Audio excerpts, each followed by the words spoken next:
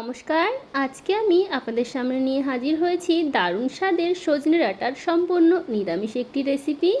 এখন তো গরমকাল, এই সময় কিন্তু সজনে ডাঁটা খাওয়া আমাদের শরীরের পক্ষে ভীষণই উপকারী।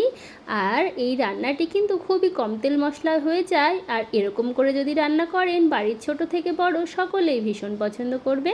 তো চলুন রেসিপিটি শুরু করা যাক। তো এখানে 250 গ্রাম সজনে ডাঁটা আমি খোসা ছাড়িয়ে, ডাঁটা যেরকম কাটে আমি ঠিক সেরকম করেই কেটে নিয়েছি, ভালো করে ধুয়ে পরিষ্কার করে নিয়েছি। এখানে একটা মিডিয়াম সাইজের আলু খোসা ছাড়িয়ে এরকম দেখুন লম্বা লম্বা করে কেটে নিয়েছি। আলু আপনাদের পরিমাণ অনুযায়ী নিয়ে নেবেন। এখানে বাড়ির কলাই ডালের বড়ি আগে শুকনো কড়াইয়ের মধ্যে আমি একটু ভেজে নিচ্ছি, তাহলে এই বড়ি ভাজার সময় তেলটা অনেকটাই কম লাগে যদি এরকম আগে থেকে একটু ভেজে নেন। তো সেই জন্য আমি আগে থেকে বড়িটা একটু শুকনো কড়াইয়ের মধ্যে ভেজে নিচ্ছি। তো বড়িটা কিন্তু অনেকটাই কালার চেঞ্জ হয়ে গেছে। এবারে সর্ষের তেল দিয়ে দিচ্ছি। আর বড়ি সবসময় ভাজার সময় সর্ষের তেলে ভাজলে খেতে বেশি ভালো লাগে। তো বড়িটা আমি ভালো করে লাল লাল করে ভেজে নেব। আর বড়িটা সবসময় একটু ভালো করে ভেজে নিতে হয়, না হলে খেতে কিন্তু অতটা ভালো লাগে না।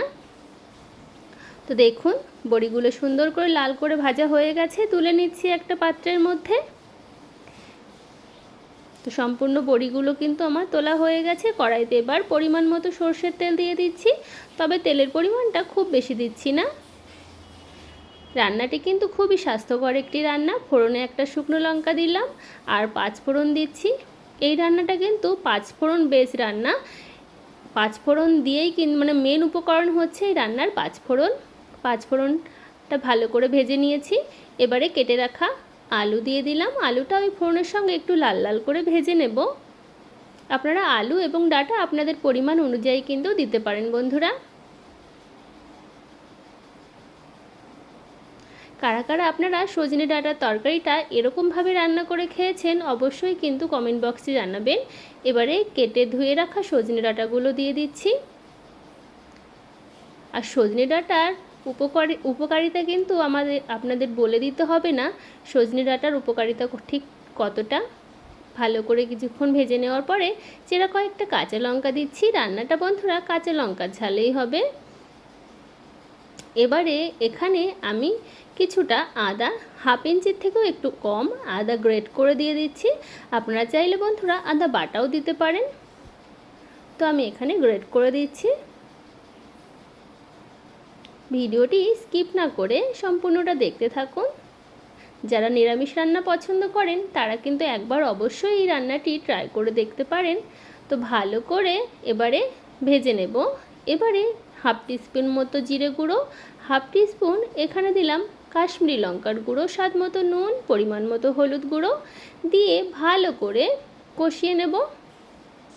গুঁড়ো মশলা দিয়েছি যাতে মশলাটা পুড়ে না যায়, সেই জন্য একটু জল দিয়ে দিচ্ছি, তাহলে মশলাটা পুড়বে না আর ভালো মতো কষানোও হয়ে যাবে। তো ভালো করে মিশিয়ে নিয়ে এবারে ঢাকা দিয়ে রেখে দেবো কিছুক্ষণের জন্য। গ্যাসের ফ্লেমটা এখন লো করে দিয়েছিলাম, এবারে আবার গ্যাসের ফ্লেমটা হাই করে দিয়েছি, দিয়ে আরেকটু নাড়াচাড়া করে নিচ্ছি। তো দেখুন বন্ধুরা ভালো মতো কিন্তু ভেজে নেওয়া বা কষানো আমার হয়ে গেছে। এবার এই ঝোলের জন্য পরিমাণ মতো জল দিয়ে দিচ্ছি। আর এই রেসিপিটি কিন্তু খুব বেশি ঝোলঝোল হবে না, আপনারা চাইলে একটু ঝোলঝোল করে খেতেও পারেন। সজনে ডাঁটার ঝোল খাওয়া তো খুবই উপকারী শরীরের পক্ষে।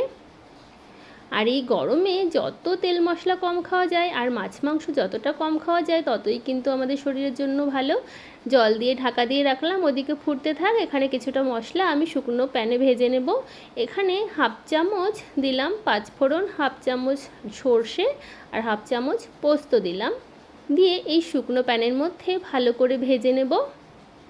আর এই মশলাটা দিয়ে আপনারা এই তরকারিটি একবার রান্না করে খেয়ে দেখুন বন্ধুরা, ভীষণ ভালো লাগে, একদম অন্যরকম একটি রেসিপি। তো ভালো করে ভেজে নিয়েছি। এবারে এই মশলাটা আমি একটা বাটিতে নামিয়ে নিয়েছি। এবার দেখুন গুঁড়ো করে নিয়েছি মিক্সিং জারের মধ্যে। আর এদিকে তরকারিটাও দেখুন ভালো মতো ফুটে গেছে এবং ঢাকনাটা তুলে নিলাম, দেখলেন। এবারে ভেজে রাখা কলাই ডালের বড়িগুলো দিয়ে দিচ্ছি। বড়িটা কিন্তু অবশ্যই দেবেন, তাহলে খেতে আরও বেশি ভালো লাগবে। বড়িটা দিয়ে আরও কিছুক্ষণ ঢাকা দিয়ে দিলাম। গ্যাসের ফ্লেমটা আমি মিডিয়াম করে দিয়েছি। ঢাকনা তুলে একটু নাড়াচাড়া করে দিচ্ছি। দেখুন বন্ধুরা, আলু কত সুন্দর সেদ্ধ হয়েছে, ডাঁটাও কিন্তু সুন্দর সেদ্ধ হয়ে গেছে, একদম নরম হয়ে গেছে।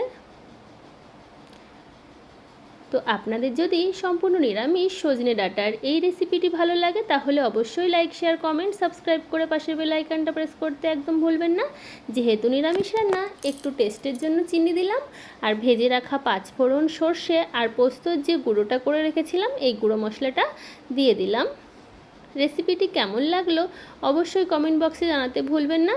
আর আমি কিন্তু ঝোলটা একটু শুকনো শুকনো করে নিয়েছি, আমার যে কোনো নিরামিষ রান্না একটু শুকনো শুকনোই পছন্দ হয়, তো আপনারা আপনাদের পছন্দ মতো ঝোল রাখতে পারেন। তো দেখুন কতটা সুন্দর হয়েছে, আশা করি আপনাদের ভালো লেগেছে। আপনাদের অসংখ্য ধন্যবাদ এতটা সময় ধরে আমার এই ভিডিওটি দেখার জন্য। বাড়িতে অবশ্যই ট্রাই করবেন, এই গরমে সকলে সুস্থ থাকবেন, ভালো থাকবেন, দেখা হবে অন্য রেসিপিতে।